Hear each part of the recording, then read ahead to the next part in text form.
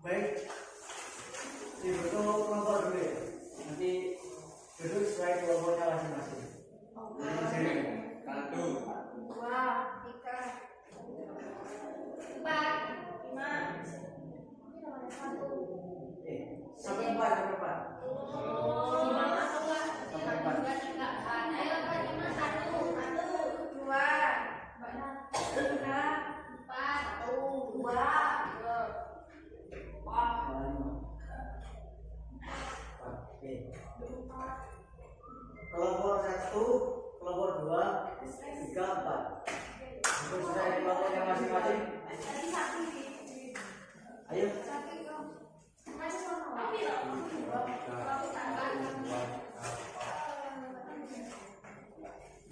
Terus ngapain, Pak? Kita nanti ada kelompok. Kalau dulu nanti ada kelompok.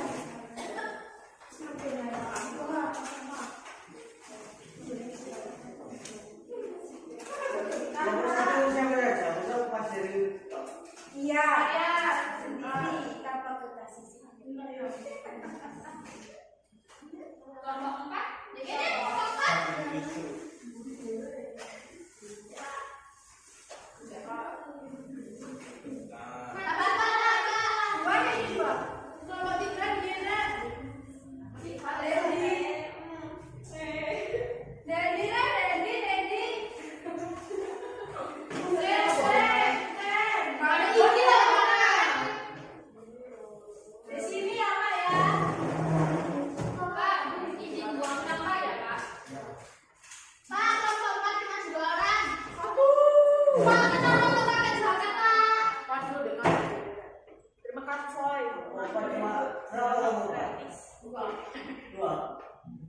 Yes, tadi.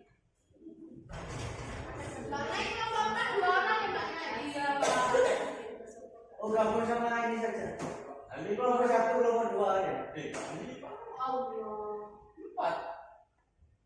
Ya wes. Ya wes, situ nih. Ya wes. Kelompok 3 sama orang kamu. Guys, saya gabung di sini. Ya wes, aku gabungnya depan. Ya, oh Mas Dery.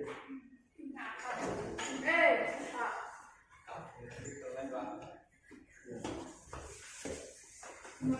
Makasih, Pak.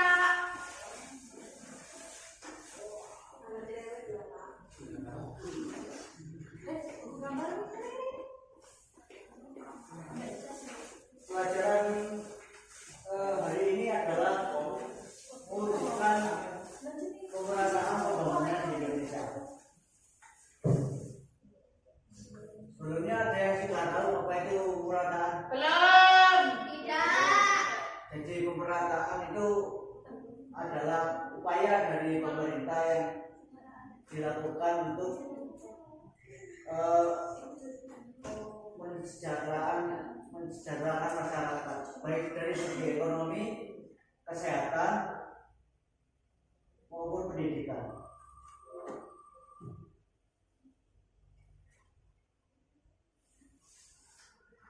Mengapa pemerataan pembangunan itu penting?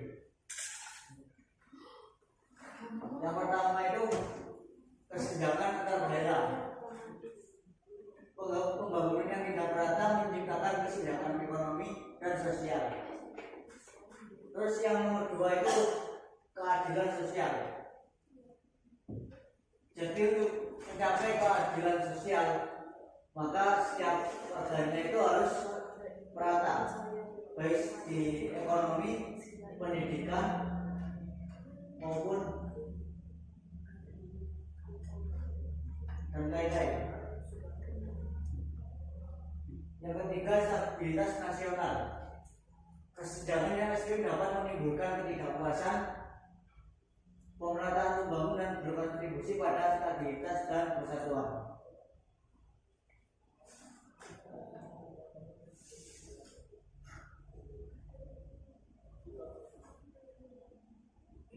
Ini adalah pembangunan infrastruktur adalah fondasi pemerataan itu sendiri. Seperti pembangunan jalan dan jembatan, terus pelabuhan dan bandara, listrik dan telekomunikasi.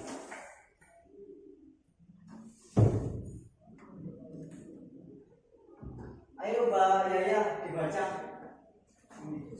Kak kelihatan Pak. Kelihatan. Minus Pak, minus besar Pak. Tidak bisa. Min Pak, min. Siapa yang Mbak Yaya coba baca. Program prioritas pemerintah. Pemerintah Indonesia fokus pada beberapa program kunci. Ini untuk itu tidaknya. Iya, titik. Program kunci. Ini untuk memastikan pemerataan pembangunan. Setiap program dirancang untuk kebutuhan spesifik daerah. 1. Dana desa. Mengalirkan anggaran langsung ke desa, mempercepat pembangunan infrastruktur desa. Nah, cukup. Ayo, Mbak Nana coba baca yang nomor 2. Program Keluarga Harapan atau PKH, bantuan sosial untuk keluarga miskin, meningkatkan akses pendidikan dan kesehatan. Oke. Nomor 3 ini program kota dan kampung. Penataan kawasan kumuh di perkotaan dan untuk meningkatkan kualitas lingkungan.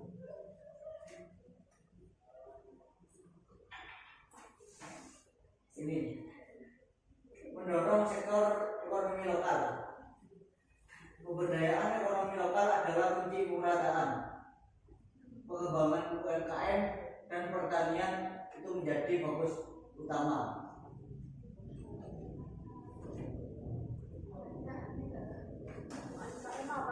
Apa? Usaha modal kecil menengah, usaha modal mikro kecil dan menengah. Itu UMKM. Usaha kecil, mikro, menengah. Kebanyakan Pak UMKM. Oh iya ya Pak, udah Ya Pak, lanjut Pak.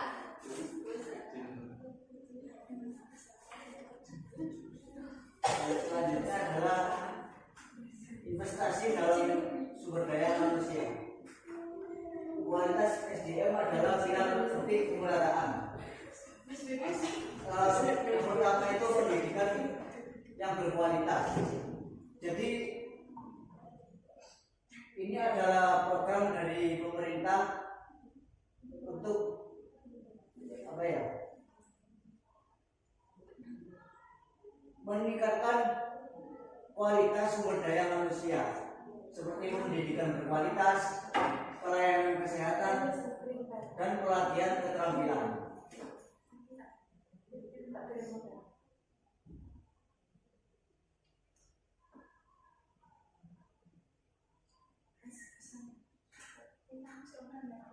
Langsung video aja ya. Ya.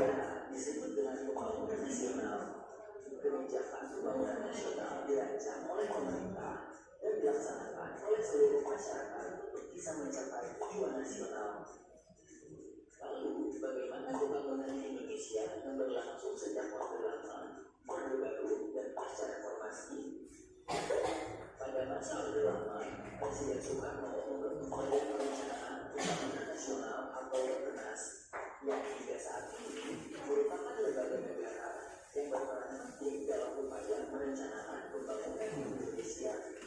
Dalam bidang infrastruktur, pemerintahan Orde Lama telah membangun berbagai sarana dan prasarana, di antaranya Stadion Olahraga Gelora Bung Karno di Jakarta dan jembatan Ampera yang melintasi Sungai Musi di Sumatera Selatan. Pada masa Orde Baru, Presiden Soeharto mewacanakan ideologi pembangunan yang menjadi landasan kebijakan, yaitu terwujudnya stabilitas politik dan keamanan, pertumbuhan ekonomi yang tinggi, dan pemerataan hasil pembangunan. Karena pembangunan nasional tidak mungkin terwujud dalam waktu yang singkat, dirancang serangkaian program pembangunan jangka panjang atau PJP yang akan berlangsung selama 25 tahun. Beberapa program unggulan yang dilakukan pada PJP tahap 1 ini adalah keluarga berencana atau KB, transmigrasi, dan pendidikan dasar. Setelah Orde Baru selesai, Indonesia masuk pada masa reformasi. Pembangunan di bidang ekonomi pada masa Presiden B.J. Habibie adalah membuat Bank Indonesia menjadi lembaga independen. Sementara kebijakan di bidang politik adalah melakukan pencabutan terhadap pembatasan pers, merestui biaya pendapat untuk wilayah Timur dan mengadakan pemilu pertama setelah reformasi. Pemerintahan ini dilanjutkan oleh Presiden Abdurrahman Wahid atau Gus Dur. Pemerintahan Gus Dur melanjutkan penataan ekonomi dengan mengendalikan inflasi, menjaga kurs mata uang rupiah, dan merombak kinerja pemerintahan di berbagai departemen. Selain itu, pemerintahan juga mengusahakan persatuan dan toleransi dalam masyarakat. Setelah Presiden Gus Dur, pemerintahan dilanjutkan oleh Presiden Megawati Soekarno Putri. Di bidang politik, pemerintahan Megawati sukses mengadakan pemilu pertama untuk memilih presiden secara langsung. Di bidang ekonomi dilakukan kebijakan privatisasi BUMN dan pengalokasian utang luar negeri untuk aktivitas pembangunan. Setelah Presiden Megawati, pemerintahan dilanjutkan oleh Presiden Susilo Bambang Yudhoyono atau SBY. Pembangunan pada masa Presiden SBY adalah revitalisasi industri pertahanan atau industri strategis. Keaktifan di kerjasama ekonomi internasional seperti APEC dan G20 dan pembentukan Badan Penyelenggaraan Jaminan Sosial atau BPJS. Pemerintahan kemudian dilanjutkan oleh Presiden Joko Widodo atau Jokowi. Pada masa awal kepemimpinan, Presiden Jokowi berhasil membangun jalan nasional dan jalan tol yang termasuk dalam proyek strategis nasional atau PSN. Lalu, bagaimana cara mengukur keberhasilan dari pembangunan suatu negara? Keberhasilan pembangunan dapat diukur dari pertumbuhan ekonomi dan kualitas kehidupan. Pembangunan dapat dikatakan berhasil apabila tingkat produktivitas ekonomi masyarakatnya cukup tinggi. Pertumbuhan ekonomi di suatu negara dihitung dari tingkat pengembangan produk domestik bruto atau PDB setiap tahun. Sementara itu, indikator untuk keberhasilan kualitas kehidupan menggunakan indeks pembangunan manusia atau IPM. IPM mengacu pada 3 komponen, yakni tingkat harga hidup pada saat kelahiran, tingkat pencapaian pendidikan SD, SMP, dan SMA, serta tingkat pendapatan per kapita. Keberhasilan dalam pembangunan tentu bisa mendorong Indonesia menjadi negara maju. Indonesia telah memiliki visi untuk menjadi negara maju pada tahun 2040. Apa saja karakteristik negara yang maju? Di negara maju, masyarakat memiliki pendapatan rata-rata yang tinggi sehingga dapat memenuhi kebutuhan hidupnya. Sebaliknya, tingkat pengangguran dan kemiskinan yang rendah. Negara maju memiliki kualitas pendidikan yang baik dan merata, sehingga menghasilkan masyarakat yang berkualitas dan mandiri. Kualitas masyarakat yang baik menyebabkan negara maju dapat menguasai ilmu pengetahuan, teknologi, dan juga industri. Apakah Indonesia bisa menjadi negara maju? Indonesia memiliki potensi berupa kekayaan alam, keanekaragaman budaya, dan banyaknya penduduk. Selain sumber daya tambang dan mineral, Indonesia juga memiliki sumber energi alternatif seperti panas bumi, energi laut, dan energi surya yang dapat diolah menjadi listrik. Keindahan alam dan keanekaragaman budaya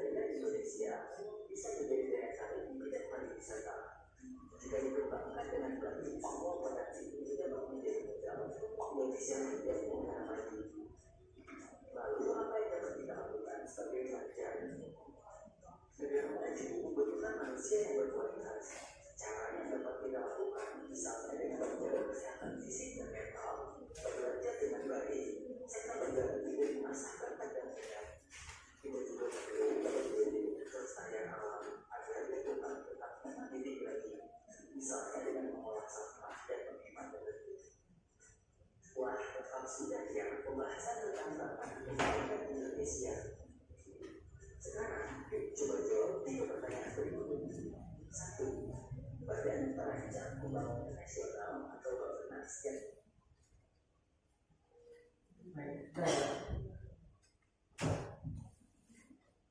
sekarang ada tugas per kelompok itu, sebutkan apa saja hambatan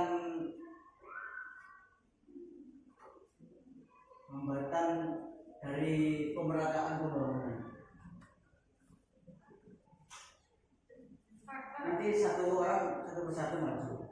Apa saja apa Pak? Apa saja Berkelompok paket satu apa? ya, Atau Berkelompok ya sebutkan apa saja? Lagi Pak? apa saja hambatan dari pemerintah untuk pemerataan pembangunan di Indonesia.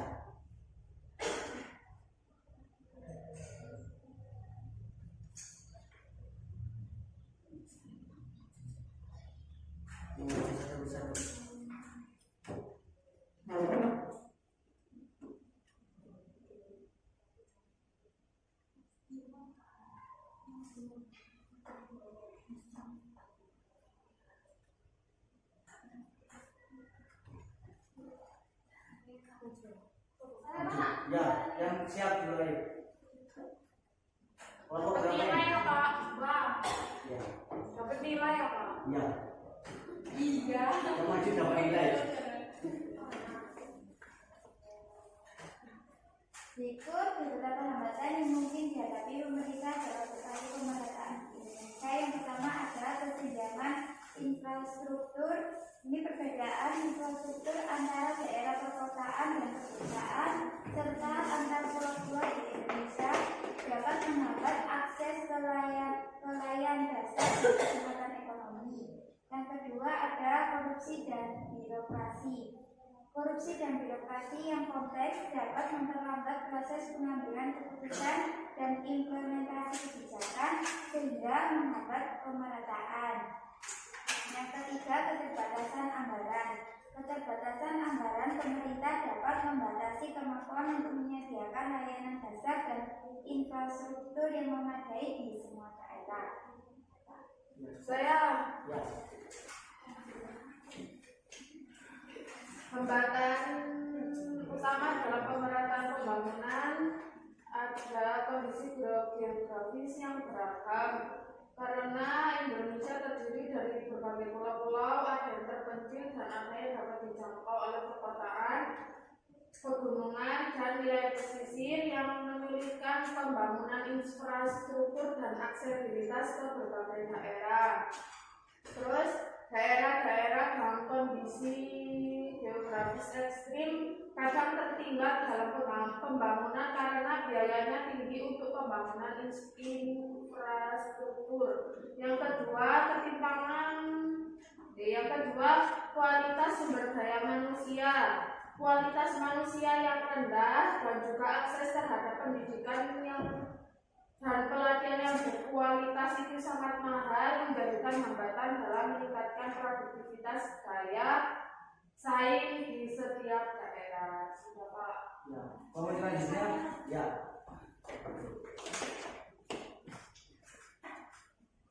Di dalam aspek geografi, Ya. kan Indonesia mempunyai pulau banyak yang mana jumlah pulaunya itu ada 17.000 pulau, sehingga untuk saling mengaitkannya itu sulit. Terus yang kedua itu tadi kurangnya infrastruktur yang mana masih belum tersedianya banyaknya jembatan, terus telekomunikasi. Terus dan itu juga dan mengakibatkan bukan Pak, kurangnya anggaran. Ya. Kurangnya anggaran yang mana mengakibatkan korupsi. Ya. Baik, sudah cukup untuk pelajaran hari ini. Ada yang dipertanyakan? Baik, kita akhiri pelajaran ini kali ini dengan berdoa yang dipimpin oleh ketua kelas. Persiapan berdoa mulai. Berdoa saya. Baik, cukup sekian dari saya. Kurang lebihnya mohon maaf. Wassalamualaikum warahmatullahi wabarakatuh. Waalaikumsalam warahmatullahi wabarakatuh.